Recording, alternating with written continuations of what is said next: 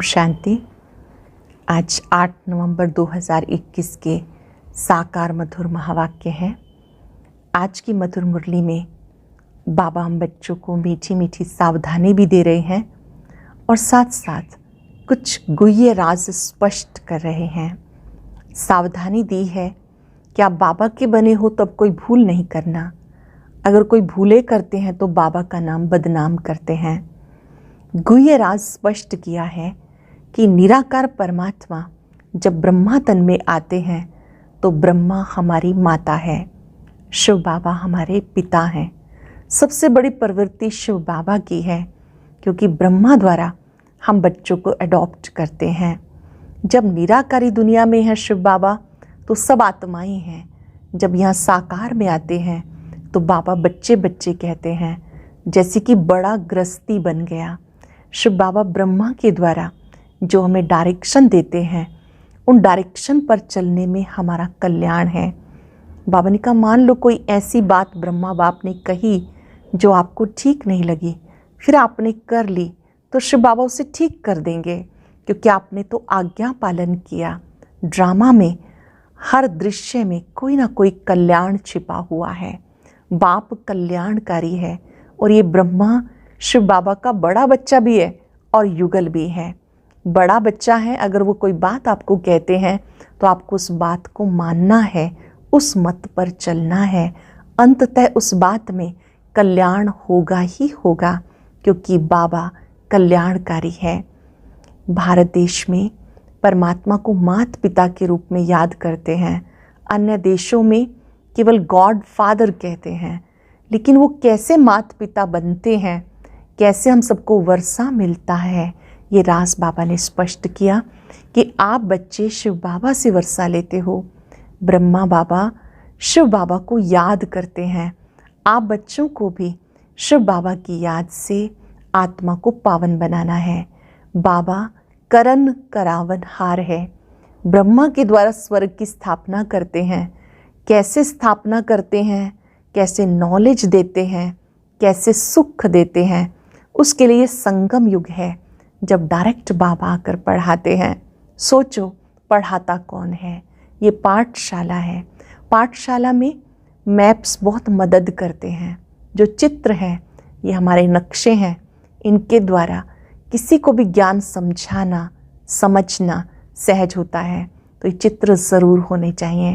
त्रिमूर्ति के चित्र पे समझाते हुए बाबा ने कहा कि निराकार शिव बाबा ब्रह्मा के द्वारा तुम बच्चों को पढ़ाते हैं और विष्णुपुरी का वर्षा देते हैं। ब्रह्मा बाबा शिव बाबा को याद करते हैं। आप बच्चों को भी शिव बाबा की याद से आत्मा को पावन बनाना है। ये यज्ञ रचा है शिव बाबा ने, इसमें आपको विकारों की आहुति देनी है। शिव के ऊपर अक धतूरा चढ़ाते हैं। किसी को भी पता नहीं है अक किसे कहते हैं। बाबा ने कहा, जो बच्चे बाबा के बच्चे बनते हैं, कोई कांटों से फूल बनते हैं, तो कोई सदा गुलाब है, कोई गुलाब है, कोई अक के अक ही रह जाते हैं। जो पूरा पढ़ते नहीं वो जैसे कि अक बन जाते हैं, वो किसी काम के नहीं। बच्चों को अच्छी रीति पढ़ना है। पढ़ने के साथ साथ सेवा करने का भी शौक होना चाहिए। जब आप प्रदर्शनी के चित्र लगाते हैं तो कोई ना कोई विघ्न भी कई बार पड़ता है। बाबा ने कहा, भले इंश्योरेंस करा दो, सिक्योरिटी भी पूरी रखो, लेकिन अगर कोई नुकसान भी हो जाता है तो भी फिर नया बन जाएगा।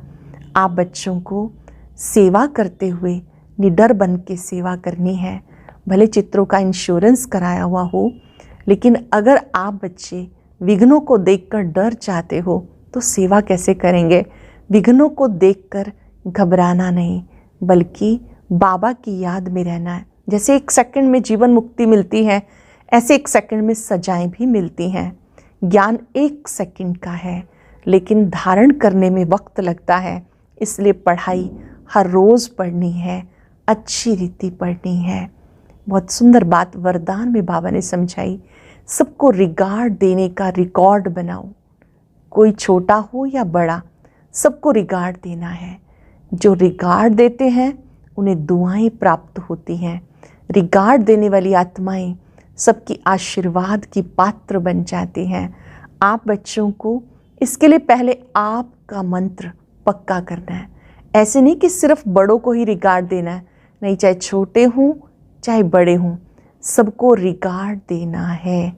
रिगार्ड देना ही रिगार्ड लेना है, इसलिए देते जाना है।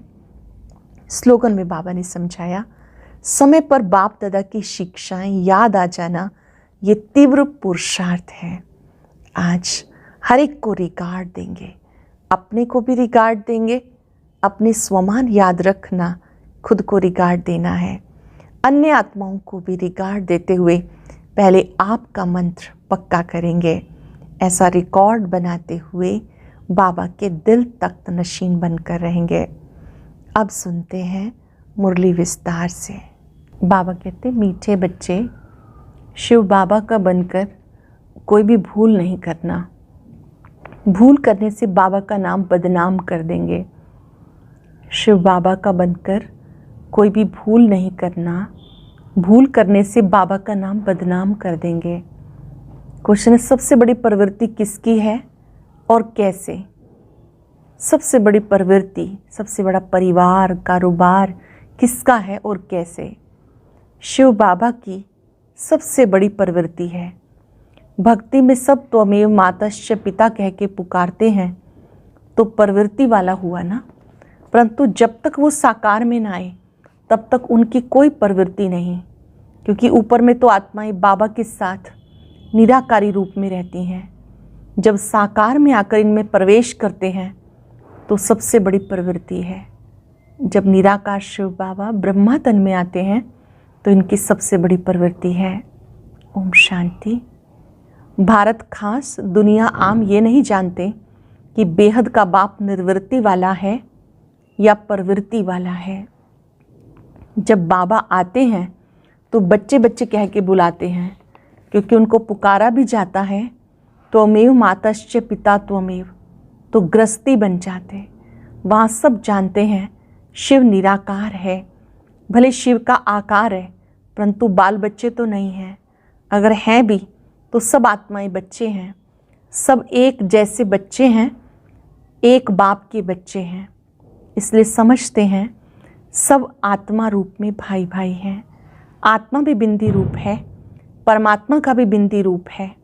गृहस्थी लोग ही गाते हैं त्वमेव मातश्च पिता। सन्यासी निर्वृत्ति मार्ग वाले कह देते परमात्मा ब्रह्म है, वह त्वमेव मातश्च पिता नहीं कहेंगे, उनका मार्ग अलग है। वह भी भूल से लक्ष्मी नारायण के आगे जाकर महिमा गाते त्वमेव मातश्च पिता त्वमेव, या कहेंगे अच्युतम केशवम। भक्ति मार्ग में स्तुतियाँ अथाह गाते हैं। वास्तव में परमात्मा बाप है, उनसे वर्षा कैसे क्या मिलना है ये तुम बच्चे जानते हो। वह बाप भी है, दादा भी है, बड़ी माँ भी है, प्रजापिता भी है। इस द्वारा कहते हैं बच्चे, मैं तुम्हारा बाप भी हूँ, फिर मुझे प्रवृत्ति मार्ग में आना पड़ता। ये मेरी युगल भी है, मेरा बच्चा भी है। निराकार शिव बाबा कहते ब्रह्मा, मैं इनके माध्यम से ज्ञान देता हूँ, तो ये मेरी युगल भी है और मेरा पहला पहला बच्चा भी है। जब इनमें प्रवेश करता हूँ तब प्रवृत्ति वाला बन जाता हूँ। मुझे सुप्रीम बाप, सुप्रीम टीचर, सुप्रीम गुरु भी कहते हैं। गुरु गाइड करते हैं मुक्ति के लिए। वह तो है सब झूठ, यह है सत्य।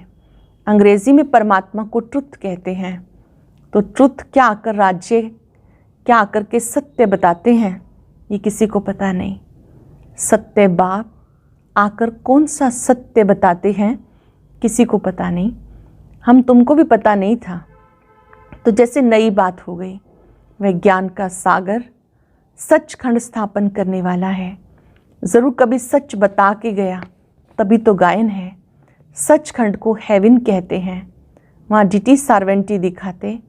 अभी है पुरानी दुनिया, फिर नई दुनिया होने वाली है। पुरानी दुनिया को आग लगनी है। स्थापना के समय विनाश भी गाया जाता। करण करावनहार परमात्मा गाया हुआ है। ब्रह्मा द्वारा स्थापना करते। कैसे कराते हैं वो खुद आकर बताएंगे। मनुष्य कुछ नहीं जानते, कहते परमात्मा करण करावनहार है। फिर ड्रामा का भी पता पड़ गया। कलयुग अंत, सतयुग आदि, इस संगम को ही ऊंच मानना चाहिए। कलयुग के बाद आता है सतयुग, फिर नीचे उतरना होता। स्वर्ग नर्क गाया हुआ है। मनुष्य मरते तो कहते स्वर्गवासी हुआ।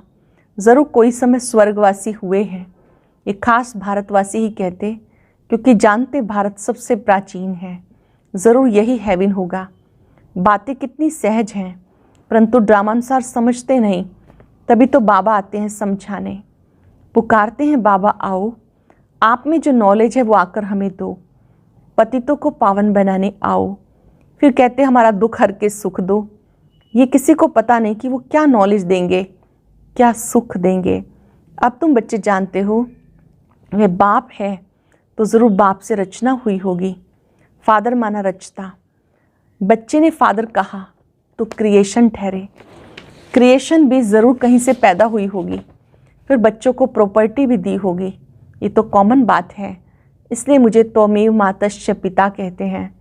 तो बाबा बड़ा गृहस्थी हुआ ना, पुकारते भी हैं मात पिता आओ, आके पावन बनाओ।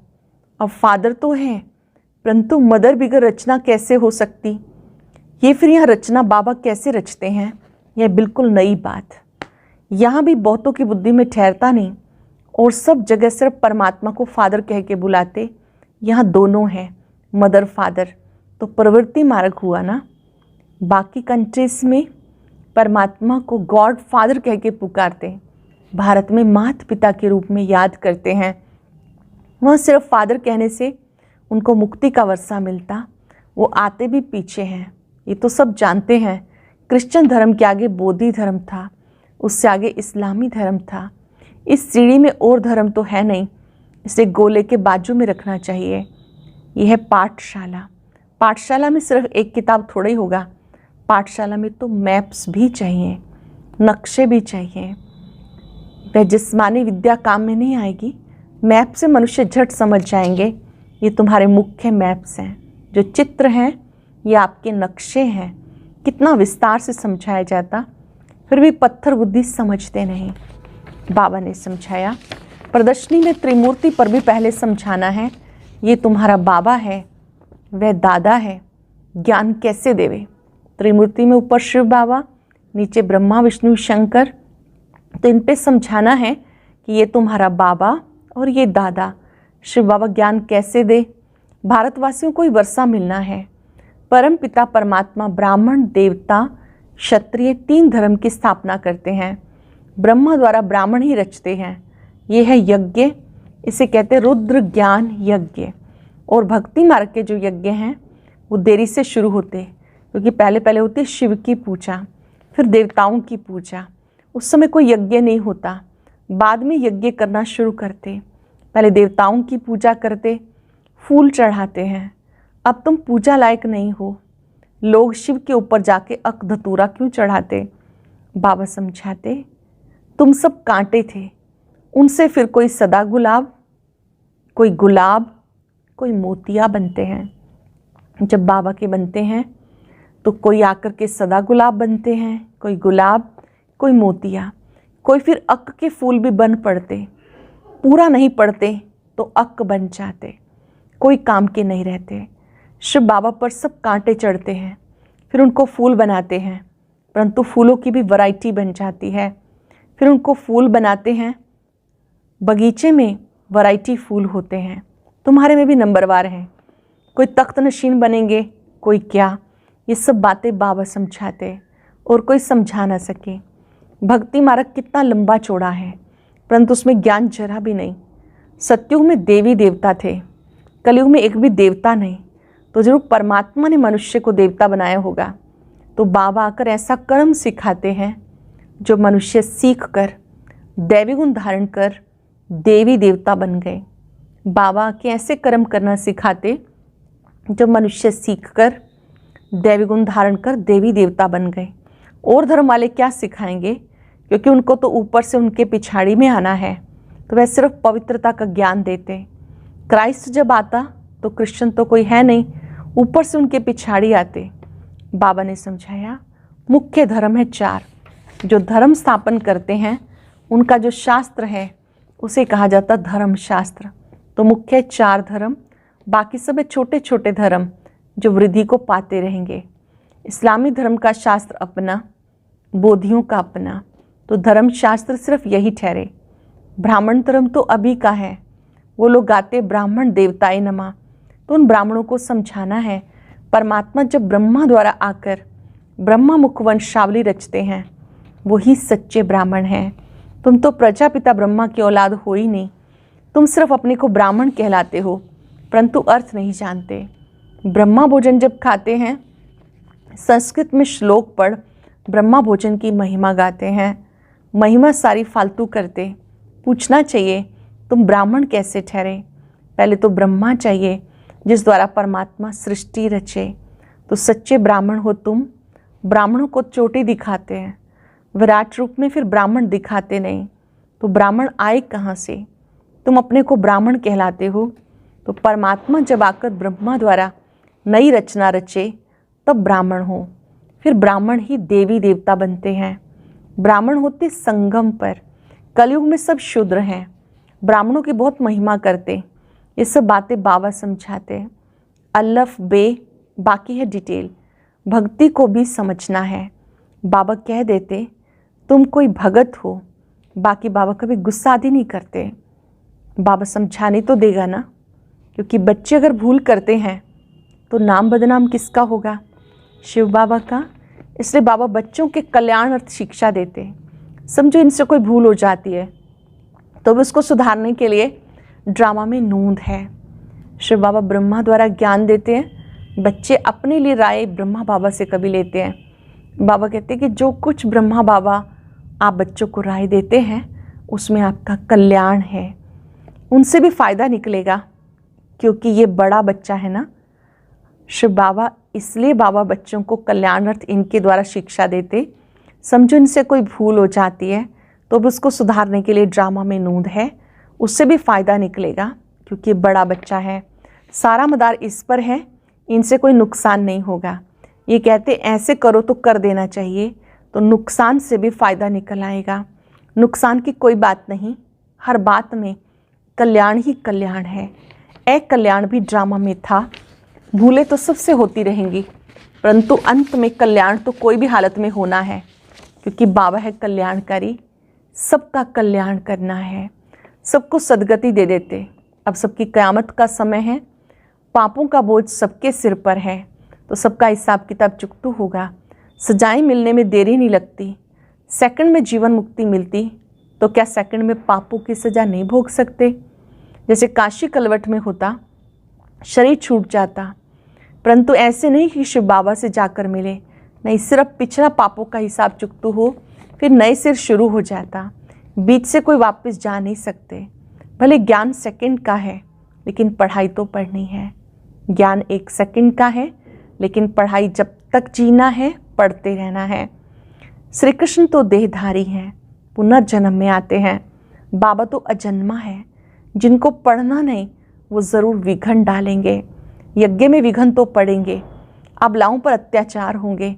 सब कुछ हो रहा है कल्प पहले माफिक। असुर कैसे हंगामा करते, चित्र फाड़ते, कोई समय आग लगाने में भी देरी नहीं करेंगे। हम क्या करेंगे? अंदर में समझते हैं भावी, बाहर में पुलिस आदि को रिपोर्ट करनी पड़ेगी। अंदर में जानते हैं कल्प पहले जो हुआ था सो होगा, इसमें दुख की कोई बात नहीं। नुकसान हुआ, धोबी के घर से गई छू, फिर दूसरा बन जाएगा।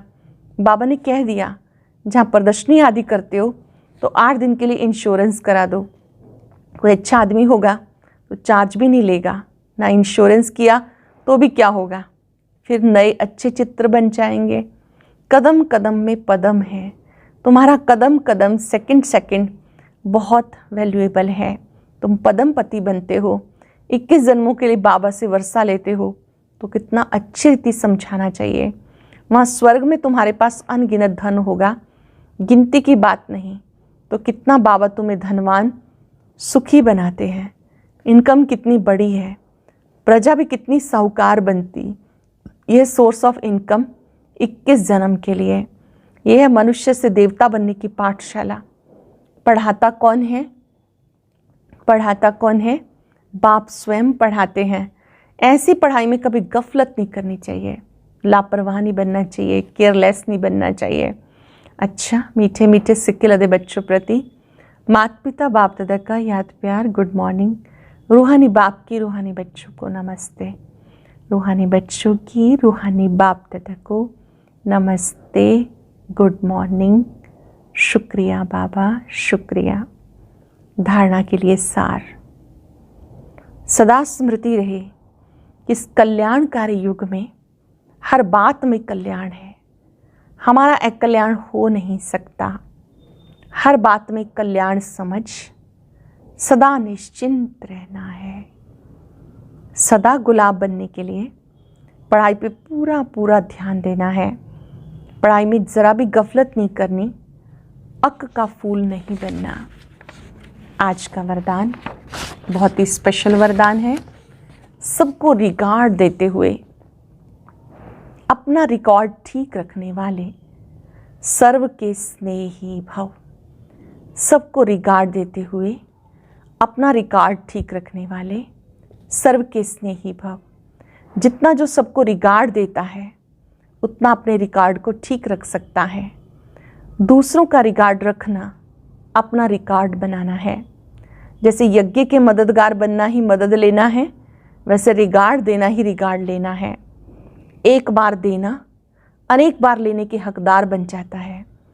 वैसे कहते हैं छोटों को प्यार, बड़ों को रिगार्ड दो, लेकिन जो सबको बड़ा समझ के रिगार्ड देते हैं वो सबके स्नेही बन जाते हैं। जो सभी को बड़ा समझ के रिगार्ड देते हैं वो सबके स्नेही बन जाते। इसके लिए हर बात में पहले आप ये पाठ पक्का करो। हर बात में पहले आप ये पाठ पक्का करना है। रिगार्ड देने का रिकॉर्ड बना के रखना है। स्लोगन है, बाप दादा की मिली हुई शिक्षाएं समय पर याद आना ही तीव्र पुरुषार्थ है। वक्त पर बाबा की शिक्षा याद आ जाना, जैसा समय है उस अनुसार बाबा ने जो शिक्षा दी है वो याद आ जाना तीव्र पुरुषार्थ है। आज हम सब अभ्यास करेंगे। मैं सर्व स्नेही आत्मा हूँ, मैं परमात्मा स्नेही भी हूँ, सर्व स्नेही भी हूँ। हर एक आत्मा को रिगार्ड देना है। भ्रिकुटी कक्ष में अपने चमकते हुए स्वरूप को देखें। स्वयं को भी रिगार्ड देना है। मैं भगवान द्वारा चुनी हुई कोटों में कोई में भी कोई आत्मा हूं।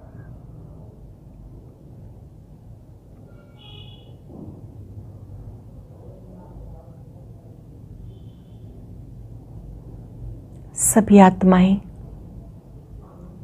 बाबा के बहुत अच्छे बच्चे हैं। मुझे सबको रिगार्ड देना है।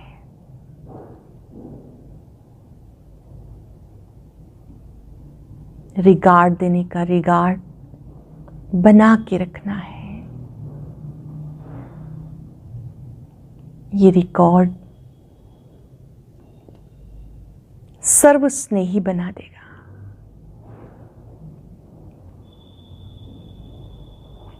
बाबा से शक्तियां लेकर सभी आत्माओं को दे।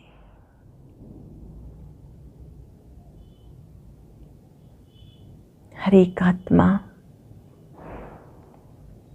परमात्मा स्नेही बने, सदा प्रसन्न रहे।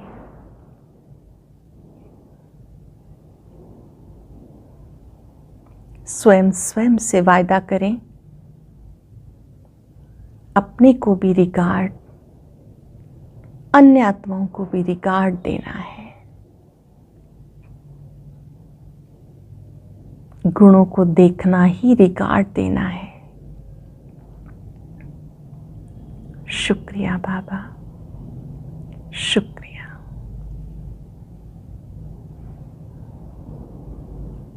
ओम शांति शांति शांति।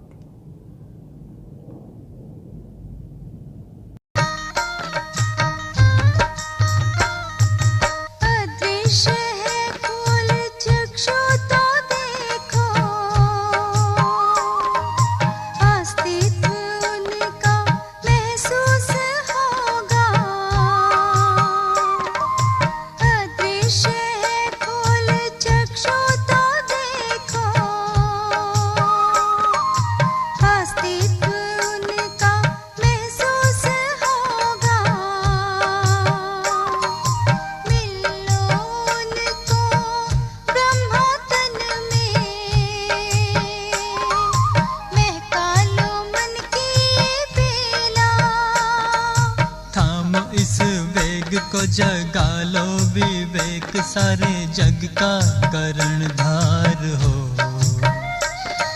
मुरली की तान बज रही